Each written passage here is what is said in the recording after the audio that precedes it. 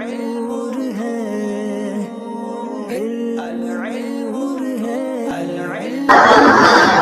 اللہ الرحمن الرحیم.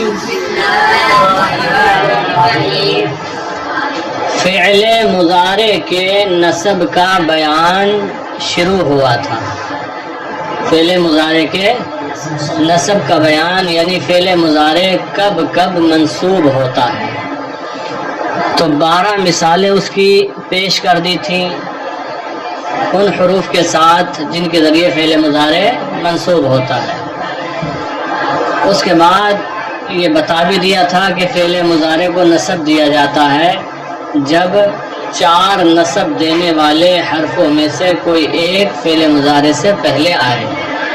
اور نصب دینے والے حروف کون سے ہیں وہ بھی بیان کر دیے گئے تھے. آج ہے تمرینات. تمرین نمبر 1. اس میں کیا کہتے ہیں دیکھ لیں. اقرأ الجمل الآتیۃ، آنے والے جملوں کو پڑھو. آنے والے. وعین الافعال المضارعۃ المنصوبۃ فیہا. فیہا ہا ضمیر جمل کی طرف راجع ہے.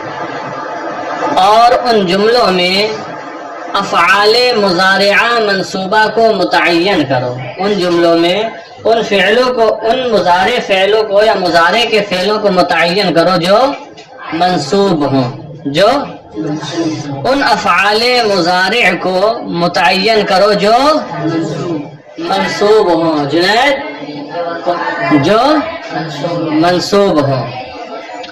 وَاذْكُرُوا السَّبَبَ فِي نَصْبِ كُلِّ فِعْلٍ، اور ہر فعل کے نصب میں سبب کو بیان کرو کہ یہ فعل منصوب ہے تو کس سبب سے منصوب ہے، کس بنا پر منصوب ہے. بات سمجھ میں آ گئی؟ تو ہر جملے کے اندر سے فعل مضارع منصوب نکالنا ہے. فعل مضارع اور منصوب ہونے کا سبب بیان کرنا ہے. تو 2 ذمہ داریاں آپ کو دی جا رہی ہیں. جملے کے اندر سے تلاش کرنا ہے فعل مضارع منصوب کو اور پھر اس کے نصب کا سبب بتانا ہے. دیکھیں جملہ نمبر 1. لن یبیع ابی حصانہ. لن یبیع، باع یبیع کا معنی ہوتا ہے بیچنا، فروخت کرنا. ابی میرے باپ. الحصان معنی گھوڑا. حصانہ ہو ہا ضمیر راجع ہے ابی کی طرف. ہاں. لن یبیع ابی حصانہ، میرے والد اپنا گھوڑا ہرگز ہرگز نہیں بیچیں گے. میرے والد اپنا گھوڑا ہرگز ہرگز. ترجمہ سمجھ میں آ گیا؟ تو اب بتائیے اس جملے میں فعل مضارع منصوب کون سا ہے؟ لن یبیع. سبب کیا ہے یہاں پر نصب کا؟ لن. حرف لن کی وجہ سے یہ منصوب ہوا. دیکھیں جملہ نمبر 2. حززت الشجرۃ کی یسقط ثمرها. حز یحز کا معنی ہوتا ہے ہلانا، حرکت دینا، جیسے پیڑ کو پکڑ کر ہلائیں. حززت الشجرۃ، میں نے درخت کو ہلایا، کہ یسقط ثمرها، تاکہ اس کے پھل گرے. جیسے بیری وغیرہ کے درخت ہوتے ہیں نا، ذرا چھوٹے ہوتے ہیں، بہت تگڑے نہیں ہوتے ہیں، تو جو جوان طاقتور آدمی ہوتے ہیں پکڑ کے کس کے ہلا دیتے ہیں. جب بیر ذرا پکتے ہوتے ہیں تو نیچے پٹرا لگ جاتا ہے بیروں کا. دیکھا یہ سین؟ تو حززت الشجرۃ، میں نے درخت کو ہلایا، کہ یسقط ثمرها، تاکہ اس کے پھل گریں. اس جملے میں توصیف بتاؤ کون سا ہے فعل مضارع منصوب؟ جی ہم نے تو یسقط پڑھا ہے، تمہارا یسقط ہو گیا وہاں پہنچتے پہنچتے. کون سا ہے فعل مضارع منصوب؟ یسقط ہے. اور نصب کا سبب کیا ہے یہاں؟ کئی ہے. ٹھیک ہے بات. آگے دیکھیں جملہ نمبر 3. لا يجوز للانسان ان يجلس مجرى الهواء.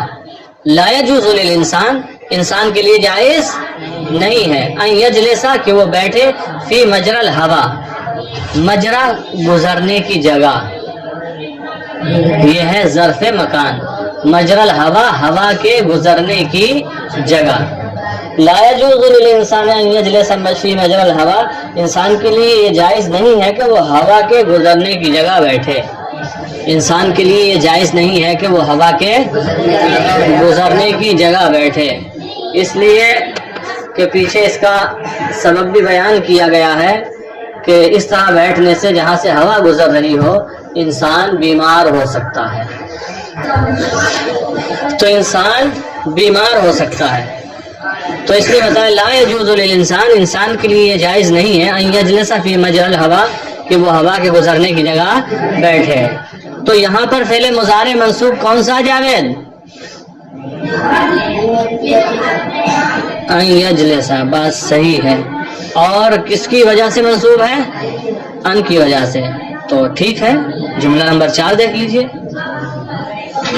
فتحت نوافذ الحجرۃ، فتحت نوافذ الحجرۃ کی یتجدد ہواؤها، کی یتجدد، فتح یفتح مانے کھولنا، فتحت نوافذ الحجرہ میں نے کمرے کی کھڑکیاں کھولی، کی یتجدد ہواؤها تاکہ اس کی ہوا تازہ ہو جائے، نئی ہو جائے، تاکہ اس کی ہوا جب کھڑکیاں کھول دی جو پرانی فضا ہوا تھی وہ نکل گئی، نئی ہوا آ گئی، کی یتجدد ہواؤها تاکہ اس کی ہوا نئی ہو جائے۔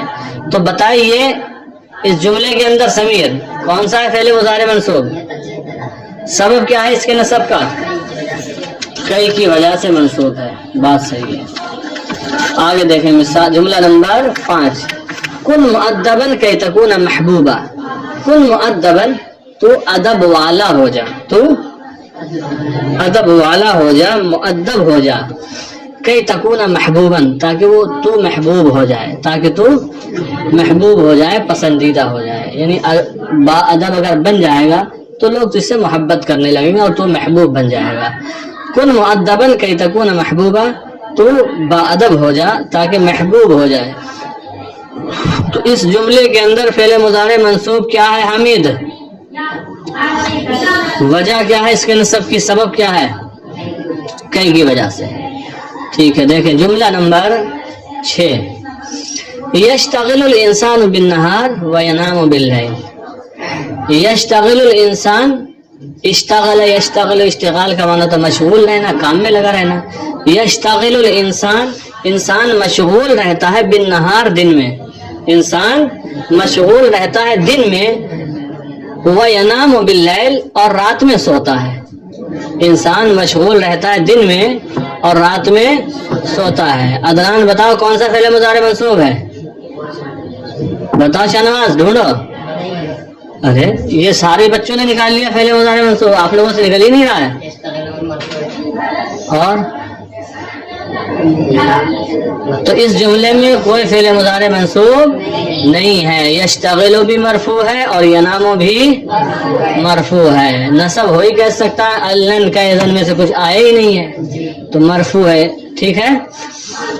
پھر دیکھیں مثال نمبر 7 ہے، یجب علیک ان تنظف اسنانک کل یوم، یجب علیک تجھ پر لازم ہے، یجب علیک تجھ پر لازم ہے، ان تنظف، نظف ینظف تنظیف مانے صاف ستھرا کرنا، ان تنظف کہ تو صاف کرے، اسنانک اپنے دانتوں کو، سن کی جمع اسنان، اسن مانے دانت، اسنانک اپنے دانتوں کو، کل یوم ہر دن، تجھ پر لازم ہے کہ تو ہر دن اپنے دانتوں کو صاف کرے۔ اس جملے کے اندر فعل مضارع منصوب کون سا شہزل؟ تنظفہ، نصب کا سبب کیا ہے؟ ان کی وجہ سے۔ چلیے دیکھیں جملہ نمبر 8، اذا یصح بدنک، اذا یصح بدنک تب تیرا بدن صحت مند ہو جائے گا، تب تیری باڈی بن جائے گی، تب تیری باڈی بن جائے گی، اذا یصح بدنک تب تیرا بدن صحیح ہو جائے گا، صحت مند ہو جائے گا، تب تیرا بدن صحیح ہو جائے گا، تب تیرا بدن صحیح ہو جائے گا۔ تو یہ تو ہم نے کل پرسوں بتا ہی دیا تھا کہ اذن شروع میں استعمال نہیں ہوتا ہے بلکہ کوئی کچھ پوچھتا ہے تو اس کے جواب میں آتا ہے، تو اسی لیے آگے لکھتے ہیں تجیب بذالک، اس کے ذریعے آپ جواب دو گے، من اس شخص کو، قالا جس نے کہا ہو، ساعتاد التبکیر الی النوم، ساعتاد، سین استقبال قریب کے لیے ہے، اعتاد ان قریب میں عادت بناؤں گا التبکیر الی النوم جلدی سونے کی، ان قریب میں جلدی سونے کی. اب کوئی یہ کہہ رہا اب میں جلدی سونے کی عادت ڈالوں گا یا عادت بناؤں گا. تب سامنے والا کہہ رہا ہے اذا یصح بدنک، تب تو تمہارا بدن صحت مند ہو جائے گا. جب انسان ٹائم سے سو جائے گا تو ظاہر سی بات ہے بدن کو آرام ملے گا تو بدن صحت مند ہوگا. سمجھ میں آ گیا یہ جملہ؟ تو اس جملے کے اندر فعل مضارع منصوب کون سا ہے شاہ نواز؟ نصب کا سبب کیا ہے؟ چلیں ٹھیک ہے بات. یصح منصوب ہے اور نصب کا سبب ہے اذن. پھر جملہ نمبر 9 ہے اذن یضعف بصرہ، اذن تب یضعف، ضعف یضعف، یضعف کمزور ہو جائے گی، ضعیف ہو جائے گی، بصرہ اس کی نگاہ، تب اس کی نگاہ، اس کی نظر کمزور ہو جائے گی. تجیب بذلک من، اس کے ذریعے آپ اس کو جواب دیں گے قال جو کہے یقرأ سعید فی الضوء الضعیف، سعید کمزور روشنی میں پڑھتا ہے، سعید کمزور روشنی میں پڑھتا ہے، تو آپ کہیں گے اذن یضعف بصرہ، تب تو اس کی نظر کمزور ہو جائے گی. تو یہاں پر بتائیے آپ دونوں لوگ بتاؤ فعل مضارع منصوب کون سا ہے؟ جی یضعف منصوب کا ہے تو مرفوع ہو گیا، یضعف ہو گیا جی یضعف. اس کے نصب کا سبب کیا ہے؟ اذن. چلیں جملہ نمبر 10 یتعب الانسان فی صغرہ کیستریح فی کبرہ. یتعب الانسان، انسان مشقت اٹھاتا ہے فی صغرہ اپنے بچپن میں. یتعب الانسان، انسان مشقت اٹھاتا ہے یا مشقت برداشت کرتا ہے، پریشانی اٹھاتا ہے فی صغرہ اپنے بچپن میں. بچپن جوانی سب مراد ہے. کیستریح فی کبرہ، کیستریح فی کبرہ تاکہ اپنے بڑھاپے میں آرام پائے، تاکہ اپنے بڑھاپے میں آرام پائے. بات سمجھ میں آ گئی؟ اسی لیے انسان محنتیں کرتا ہے. لہذا اگر بڑھاپے میں آرام چاہتے ہو تو کرو محنت، یہ محنت کا زمانہ ہے، ٹھیک ہے؟ اس کا بدن پر آپ کے کوئی اثر پڑنے والا نہیں ہے، یہ بڑھتا ہوا بدن ہے. ابھی یتعب الانسان فی صغرہ، انسان اپنے بچپن میں مشقت اٹھاتا ہے، پریشانی برداشت کرتا ہے. کیستریح فی کبرہ تاکہ اپنے بڑھاپے میں آرام پائے یا آرام کرے. یہاں پر فعل مضارع منصوب کون سا ہے علی؟ کس وجہ سے ہے؟ کئی کی وجہ سے. اچھا چلے آگے دیکھیں. پھر تمرین نمبر 2 ہے اتمم الجمل الآتیہ. اتمم الجمل الآتیہ، آنے والے جملوں کو پورا کرو، آنے والے جملوں کو بوضع فعل مضارع ملائم، بوضع رکھ کر فعل مضارع، فعل مضارع ملائم مناسب، مناسب فعل مضارع رکھ کر آنے والے جملوں کو پورا کرو. مناسب فعل مضارع رکھ کر آنے والے جملوں کو پورا کرو. وشکل آخرہ ہو، اور اس کے آخر میں اعراب لگاؤ. وشکل آخرہ ہو اور اس کے آخر میں اعراب لگاؤ. بات سمجھ میں آ گئی؟ تو پھر جملہ نمبر 1 ہے یسرنی ان، بناؤ یسرنی ان تزورنا، تزورا ان آ گیا ہے تو تزورا منصوب ہوگا. اور نا جو ہے نون علی زبر نا، یہ جمع متکلم کی ضمیر ہے. یسرنی ان تزورنا. پھر ہے جملہ نمبر 2 یأکل الانسان کئی، انسان کھاتا ہے کئی تاکہ یشبع، کئی یشبع، شبع یشبع کا معنی ہوتا ہے شکم سیر ہونا، پیٹ بھر جانا. انسان اسی لیے تو کھاتا ہے کہ شکم سیر ہو جائے، پیٹ بھر جائے. یأکل الانسان کئی یشبع، کئی یشبع. مثال نمبر جملہ نمبر 3 الحسود لن، الحسود لن یفرح یا لن یفوز یا لن یحمد. لن حاسد. حسود کیا ہے؟ حاسد. الحسود لن يحمد، لن يحمد. حاسد ہرگز تعریف. حمدہ یحمدو کا معنی تعریف کرنا ہوتا نا. الحسود لن يحمد، حمدہ یحمد. الحسود لن يحمد، حاسد ہرگز تعریف. جب وہ حاسد ہے تو تعریف کہاں سے کرے گا؟ وہ تو خامیاں ڈھونڈے گا، برائیاں کرے گا. تو یہ بھی لکھ سکتے ہیں. یا الحسود لن يستریح، حاسد ہرگز آرام نہیں پائے گا. حاسد کو آرام کا ملتا ہے، وہ جلتا ہی رہتا ہے، جلتا ہی رہتا ہے. نمبر 4 جملہ نمبر علی المسافر این، بنائیے ان یقصر فی الصلاۃ. علی المسافر، مسافر پر لازم ہے ان یقصر فی الصلاۃ، کہ نماز میں قصر کرے. کہ نماز میں قصر تو جانتے ہی ہوں گے، مسافر 4 رکعت والی نماز 2 رکعت پڑھے گا، وہی قصر ہے. علی المسافر ان یقصر، مسافر پر لازم ہے کہ وہ قصر کرے. پھر ہے جملہ نمبر 5 اشتریت منزلا، میں نے گھر خریدا. اشتریت منزلا، میں نے گھر خریدا. کہ اسکن فیہا، کہ تاکہ میں اس میں رہوں. سکنا یسکنو میں نے رہنا. کہ اسکن فیہا، تاکہ میں اس میں رہوں. بات سمجھ میں آ گئی؟ تو پھر ہے جملہ نمبر 6 ان عدت الی الذنب فلن، ان عدت اگر تو دوبارہ پلٹا الی الذنب گناہ کی طرف، فلن یا فلن تقبل توبتک، فلن تقبل توبتک، تو تیری توبہ ہرگز قبول نہیں کی جائے گی. تو تیری توبہ ہرگز، یا فلن یغفر اللہ لک، تو اللہ تعالیٰ تجھے ہرگز معاف نہیں کرے گا. تو ان عدت الی الذنب فلن لک، فلن یغفر اللہ لک، یا فلن تقبل توبتک. بات سمجھ میں آ گئی؟ جملہ نمبر 7 یحرس الفلاح الارض، کئی یحرس جوتتا ہے، الفلاح کاشتکار، الارض زمین کو، کاشتکار زمین کو جوتتا ہے. کئی یزرع، تاکہ کھیتی کرے. کئی یزرع، تاکہ کھیتی کرے. جملہ نمبر 8 وت یرغب التاجر فی این، یرغب التاجر، تاجر رغبت رکھتا ہے، تاجر چاہتا ہے. فی این یربح، فی این کہ وہ نفع کمائے. تاجر کو کیا چاہیے؟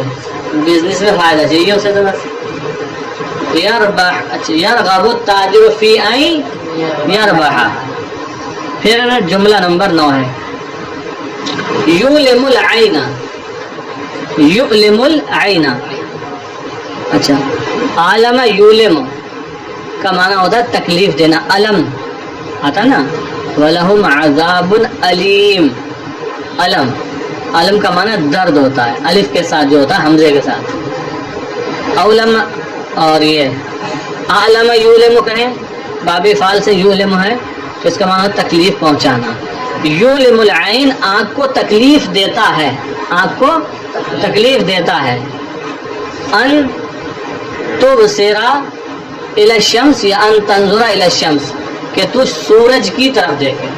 سورج نکلا ہے، دن میں 12 بجے ہیں، 10 بجے ہیں، 2 بجے ہیں، آپ سورج سے آنکھیں لڑا رہے ہیں، ادھر ہی دیکھ رہے ہیں، تو نقصان دے گا نہیں دے گا؟ تکلیف دے گا یا نہیں دے گا؟ پانی نکلنے لگے گا آنکھوں میں سے. یؤلم العین ان تنظر الی الشمس، آنکھوں کو یا آنکھ کو تکلیف دیتا ہے تیرا سورج کی طرف دیکھنا. چلیں پھر ہے جملہ نمبر 10 التلمیذ الکسلان لن، علی محمد علی تیار تھا پہلے سے. التلمیذ الکسلان لن یفوز، سست شاگرد ہرگز کامیاب. التلمیذ الکسلان لن یفوز کہیں، یا لن ینجح، نجح ینجح کا معنی ہوتا ہے کامیاب ہونا. لن یفوز یا لن ینجح. پھر مثال نمبر 11 ہے یصدق التاجر، کئی یصدق التاجر، تاجر سچ بولتا ہے. کئی یربح، کئی تاکہ وہ نفع کمائے. کیونکہ پیچھے ایک جملہ پڑھا تھا پچھلے درس میں ہم نے بتایا تھا، اس کے جواب میں کہا جائے گا اذن تربح تجارت، تو اس کے جواب میں جو یہ کہ ساکون امینا، ان قریب میں امانت دار ہو جاؤں گا.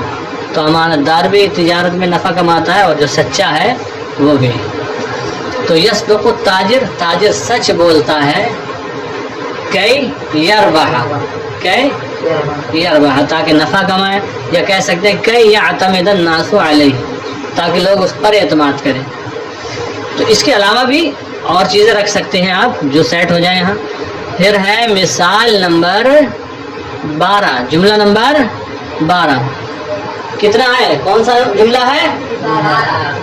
کلیم کون سا جملہ ہے؟ 12. چلے تنشأ الفنادق، کئی انشاء ینشأ، انشاء کا معنی بنانا، تنشاء فعل مضارع مجہول ہے، تنشاء بنائے جاتے ہیں، الفنادق، الفندق معنی ہوٹل، فنادق جمع ہے، تنشأ الفنادق ہوٹل بنائے جاتے ہیں، کئی کیا مصری ہوٹل بنائے جاتے ہیں تاکہ